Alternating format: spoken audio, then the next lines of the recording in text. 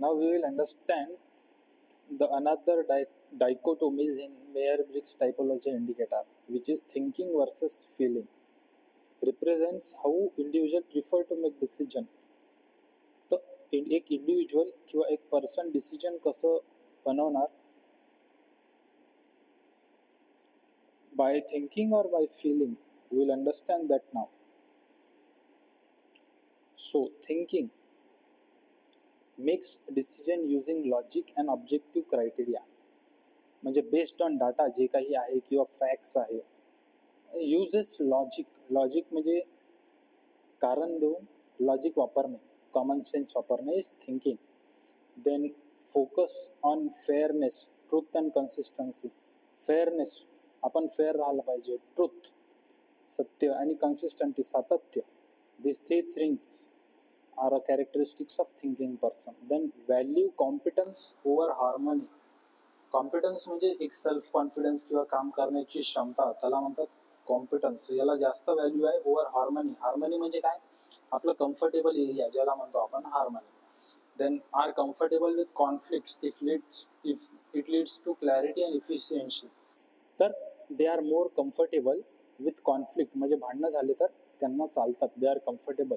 पण फक्त तेव्हाच जेव्हा ते भांडणं लीड करतात क्लॅरिटी और इफिशियन्सी, म्हणजे क्लॅरिटी येते काही गोष्टीत, किंवा इफिशियन्सी म्हणजे आपली कार्य करण्याची क्षमता वाढते.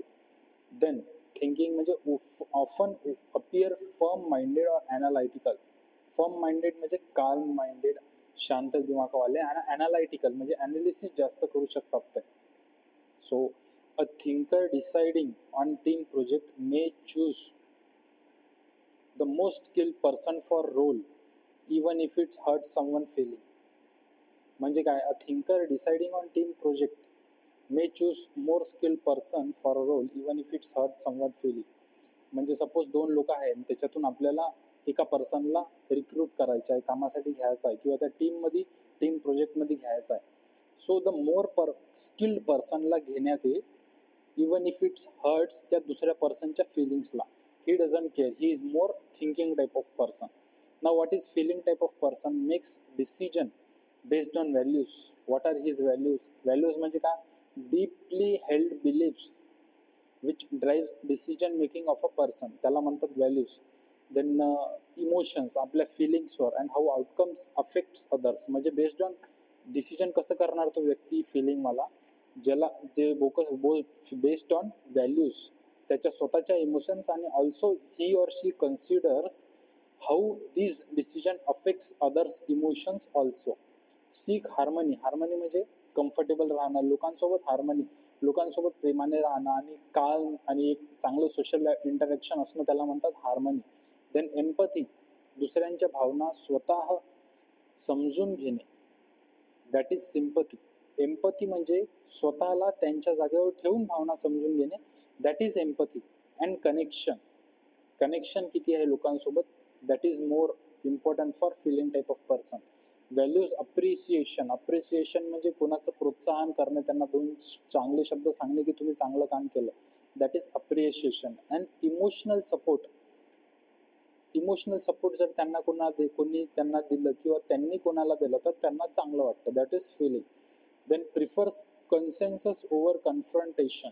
कन्सेन्सस म्हणजे चांगल्या पद्धतीने विचार करून एक डिस्कशन करणे, 2 वे कम्युनिकेशन करणे.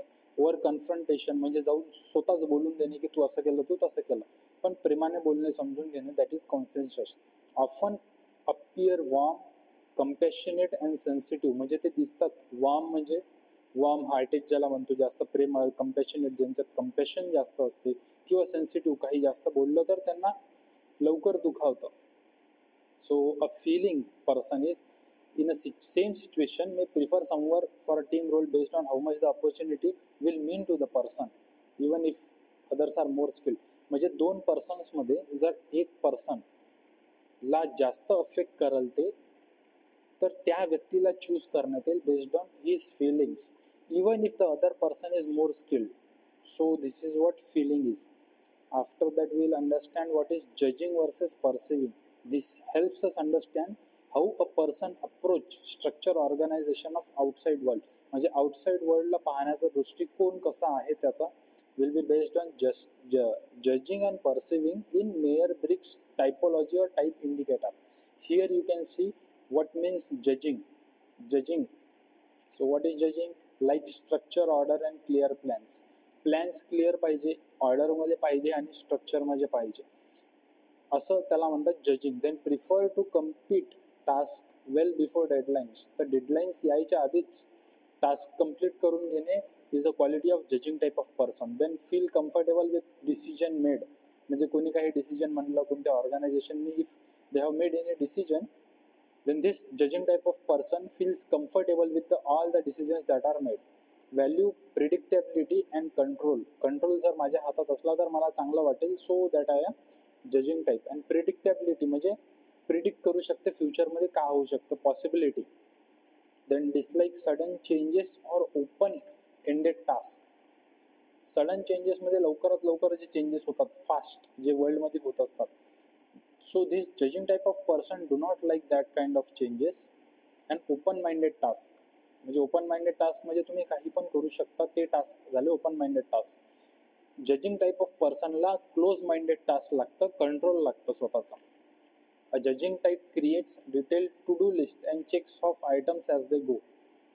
काय म्हणणं आहे याचं, का creates detail to do list म्हणजे काम कसं करणार, specific step by step is a characteristics of judging persons. And checks of as they गो म्हणजे त्यांनी जी लिस्ट बनवली आहे, ज्याला आपण असं म्हणू शकतो की बकेट लिस्ट जे असते आपली, एक एक लिस्ट लिहितो आणि जसं जसं कम्प्लीट होत जाते ती चेक ऑफ करत जाणे. That is a characteristics of judging type of personality. Then we will see perceiving prefers perceiving tend to enjoy spontaneity. Spontaneity म्हणजे काय, लवकरात लवकर जे काही चेंजेस होतात त्याला लवकर चांगल्या पद्धतीने काम करणं. स्पॉन्टॅनिटी म्हणजे जे घडत आहे सायमल्टेनियसली म्हणजे कंटिन्युअसली घडत आहे त्याला चांगल्या पद्धतीने रिॲक्ट करणे, that is spontaneity. Then flexibility, flexible असणे, चेंजमध्ये एकदम कम्फर्टेबल असून त्या चेंजच्या प्रकारे स्वतःला चेंज करणं, that is flexibility. Then keeping options open options त्यांना चांगले वाटतात की हे पण घडू शकतं ते पण घडू शकतं. That often work closer to deadline but still get things done, म्हणजे डेडलाईनपर्यंत शेवटपर्यंत ते काम करत असतात पण डेडलाईन व्हायच्या आधी कंप्लीट करून टाकतात. And adapt easily to change or new situation, जर नवीन सिच्युएशन असली काही किंवा नवीन इन्फॉर्मेशन असली ते अडॅप्ट इझिली म्हणजे लवकर चेंज होऊ शकतं. रेजिस्ट रिजिड शेड्यूल्स, म्हणजे रिजिड शेड्यूल्स म्हणजे काय, म्हणजे जे एकदम टाईट शेड्यूल आहे, कम्प्लिटली स्ट्रिक्टली असंच वागावं लागेल, त्यांना ही गोष्टी नाही आवडत. रेजिस्ट करतात रिजिड शेड्यूल. आणि फ्लेक्झिबलचं अपोजिट आहे rigid. So see rules and guidelines rather than limits पाहायच्या आधी दे सी गाईडलाईन्स की कसं काम करायचं आहे, and based on that what they want to do ते तसं काम करणार. देन अ परसिविंग एक्झाम्पल काय आहे, a perceiving type might wait until they feel inspired to work, म्हणजे ते थांबणार जोपर्यंत काम नाही करायचं त्यांना इन्स्पिरेशन नाही मिळत. Even if deadline is closed, म्हणजे शेवटी जे काम करतात, those are perceiving type of people. हे झाले आपले 4 एक्सरसाइजेस.